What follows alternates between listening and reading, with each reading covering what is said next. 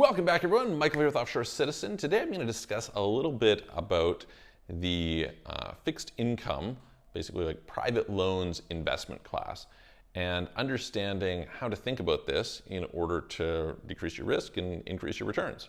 So this is something that I have done a fair bit of for a number of years. I've started kind of doing it in like a little circle of influence that I was in, and it's paid off pretty well.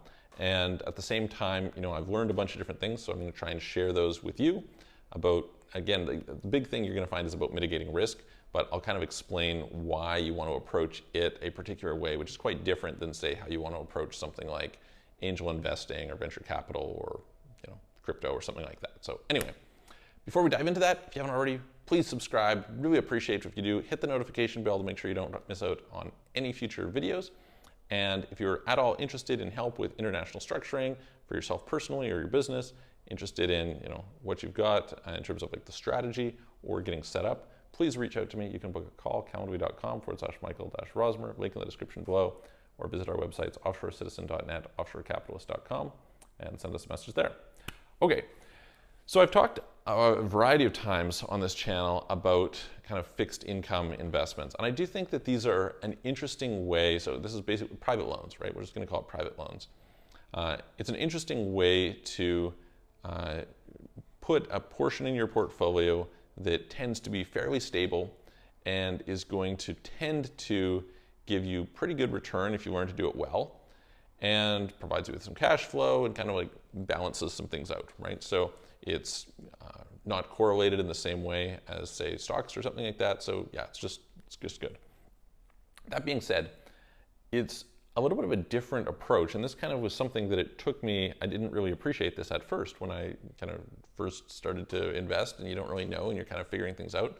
But when you approach like a fixed income type investment, it is fundamentally different than when you approach something like, I'll just contrast it with angel investing, but there's a whole class of investments like that.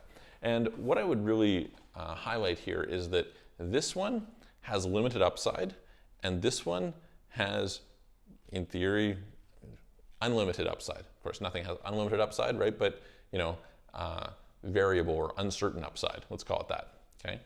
So what's the deal when we go into fixed income? I'm charging a fixed rate of return. So for example, I would do equipment finance for a number of years in a row. Basically what I would do is I would charge 4% in the first month, okay? And then 1.5 to 2% a month after that. And the loan term would be usually for a year, but they would have an option to pay it out early, which usually they did in these particular cases, okay? So what does that tell me? That tells me that my best case scenario, right, is 22 to, call it 28% in a year. Okay, that's like my maximum rate of return. Now, that's pretty good. Now, in reality, what would happen is, they would pay it off after 6 months or something. And so my total rate of return, or my total return would be less than, say, 22%, but I would end up with a higher annualized rate of return.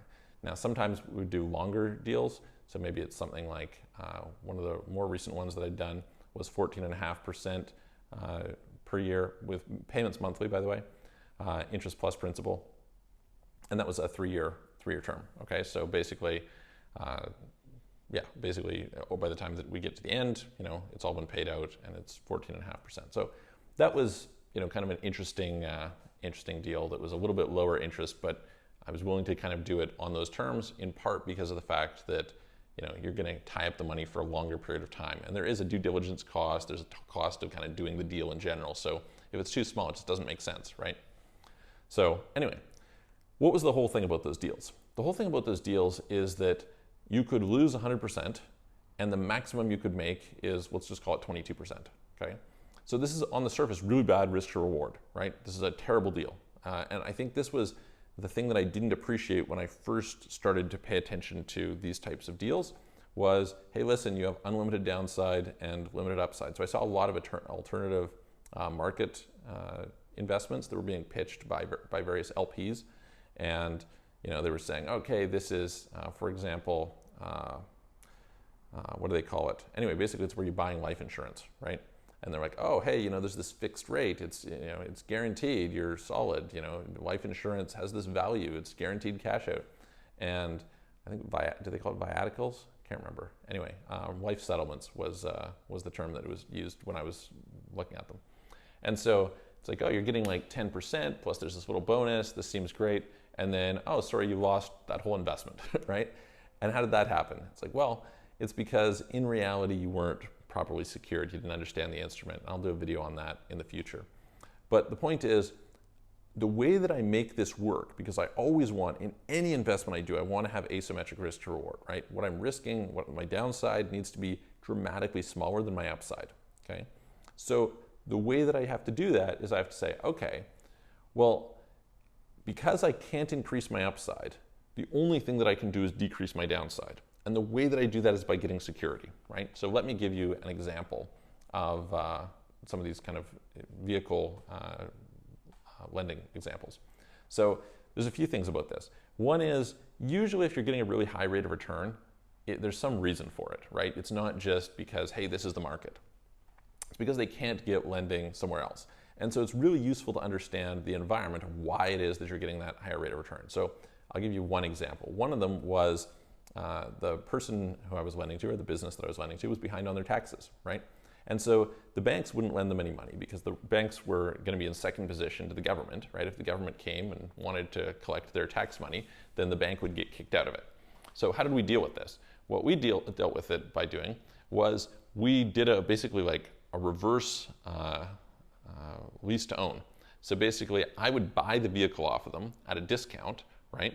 Or the equipment off of them. And then I would turn around and I would lease it back to them on a lease to own basis over whatever period of time. So this was very effective because if something goes wrong with them from their business standpoint, I have title, I own the asset, right? If on the, we'd carry insurance on it, so if there was something that happened to the vehicle, no problems, we're good in that respect. And we had like a huge margin of safety, right? We're talking 50 to 75% margin of safety, so very, very big. So in a fire sale environment, I could take the asset and I could sell it and I could still recover all of my money. And so are there, conceivably black swan events that something crazy could happen? Yeah, of course, there's some of those that could happen, right? But most of the risk is compressed out in that situation. And so that's like a great example of just compressing this out. So in these types of deals, the basic mindset you want to think of is, what's my downside? How do I get rid of my downside? My downside I'm getting rid of by having security that has a big margin of safety. That's basically it. And then I want to know, like, what are the other risks? So for example, in this case, hey, listen, what could happen is the government could come and want their tax money and seize this. And so how do I correct against that? And so that was a structuring solution. It was the type of thing that a bank is not going to be willing to do. It's not just, they're just not, like, they operate at scale. They don't operate creatively. They operate based on a checklist, right? But somebody like me, I can figure that out and I can say, okay, great, it's worth it to lend 250 grand because we can go and do this and that's going to work out and it's going to give us above market rate of return. Cool. And then there's other things that we have access to if there's ever any problem. So that's the basic idea, is just when you're doing fixed income, because you don't have higher upside, you have to control your downside. All of your focus really should be on mitigating the downside. If the downside can be reduced to very, very low, then the risk to reward can be really good. If it turns out the downside is going to be high, well, then it's a terrible deal, because you might get lucky on 1 or 2 or 10, but at some point that's probably going to catch up with you. Whereas the opposite is true if I'm doing like venture capital, where the downside is insignificant compared to the upside, right? I think I heard that if you'd invest in Google in the seed round, it was like a 10,000x return or something like that. So, if you have this extreme upside, that is your margin of safety, but it's going the other way. So I hope that helps. I hope it gives you some ideas. If you have questions, again, put them in the comments below. If you would, like to discuss this more or something, please feel free to reach out to me. And, if you like the video, share it with your friends, give it a thumbs up. I'm going to see you guys on the next video.